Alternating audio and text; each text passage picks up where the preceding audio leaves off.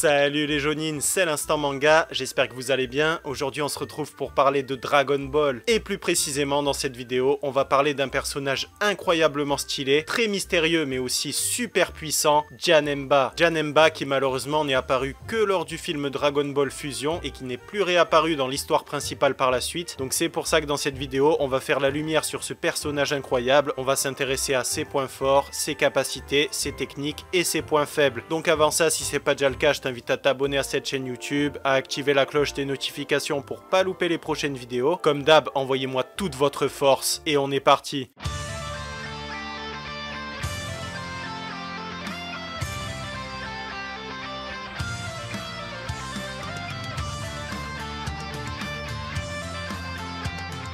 Janemba ou Janemba pour les intimes est le principal antagoniste du film Fusion de Dragon Ball. Janemba est un concentré de toutes les auras maléfiques défuntes. C'est un démon qui incarne le mal absolu et qui est doté d'une immense puissance. Il a été créé accidentellement par la négligence de Saike, un des ogres à la charge d'Enma. Et bien qu'il ait au premier abord une apparence inoffensive à l'instar de Boo, Janemba va très vite faire carnage dans l'au-delà et contraindre Goku et Pekuan d'arrêter leur combat pour aller lui régler son compte. Janemba possède deux formes. La première où il est immense mais beaucoup moins fort, moins rapide et moins adapté pour le combat, et la seconde où il prend la taille d'un humain et où il devient beaucoup plus fort. Sous sa première forme, il ne prononce que son nom.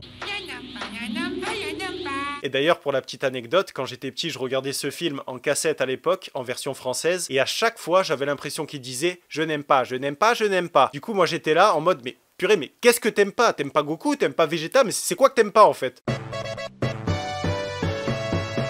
Et sous sa deuxième forme, c'est simple, il ne prononce plus un seul mot. Malgré ça, il a fait preuve d'une force impressionnante pendant son combat contre Goku, qui serait mort sans l'apparition inattendue de Vegeta.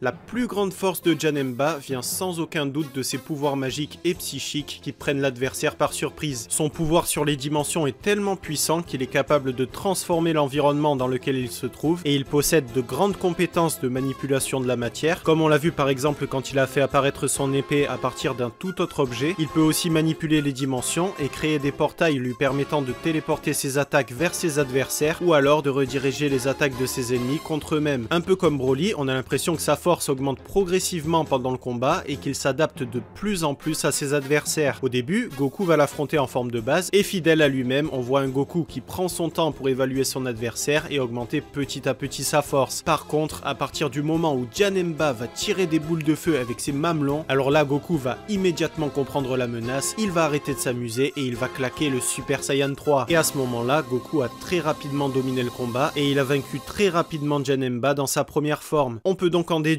qu'en termes de force, de vitesse et de capacité, Janemba en première forme se situe entre le Super Saiyan 2 et le Super Saiyan 3. Et par la suite, avec une musique super badass, on voit Janemba se transformer.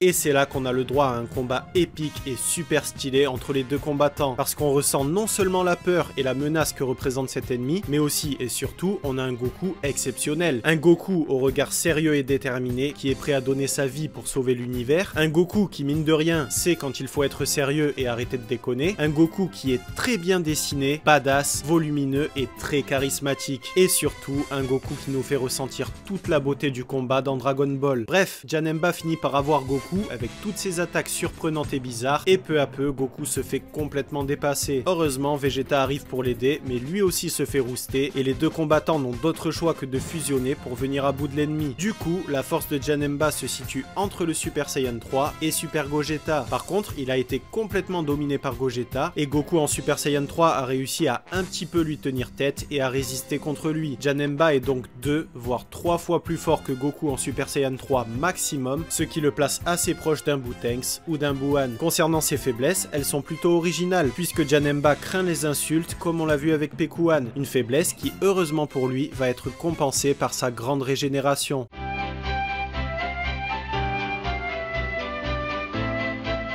Janemba a été repris par plusieurs œuvres non canon de Dragon Ball, comme par exemple dans Dragon Ball Hero, où on a un Majin Janemba qui a de nouveaux pouvoirs qui lui permettent même de rivaliser avec Végétaux. On a aussi un Janemba ressuscité qui a été créé par le Dr Willow. Ce Janemba là est beaucoup plus puissant que ses prédécesseurs. Et enfin, on a Baby Janemba qui est une fusion entre Baby de Dragon Ball GT et Janemba. Et pour finir, comme vous l'avez sûrement remarqué, Janemba présente de fortes similitudes avec Majin Buu. Et d'ailleurs, dans la fin du monde arcade de Shin Budokai, il est démontré que Kid Buu et lui sont capables de comprendre les mots de l'autre et deviennent même des amis. D'ailleurs, c'est aussi le cas dans Xenoverse 2 où ils deviennent amis et transforment l'enfer en terrain de jeu. Et dans Dragon Ball Fusion, ils peuvent même fusionner pour créer Janembu, un condensé de puissance et de destruction.